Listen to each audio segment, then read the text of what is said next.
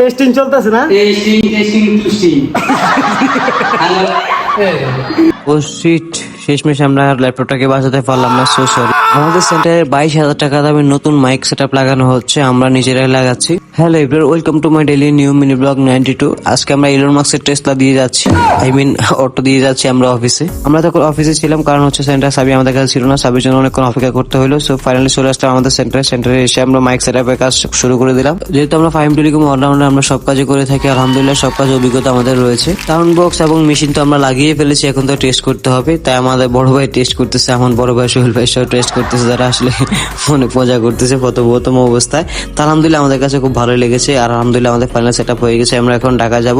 ঢাকা যাওয়ার জন্য মূলত আমরা বাসের জন্য অপেক্ষা করছি। ফাইনালি বাস চলে আসলো, তো আমরা বাসে উঠে ডিরেক্ট চলে আসলাম ল্যাপটপের দোকানে।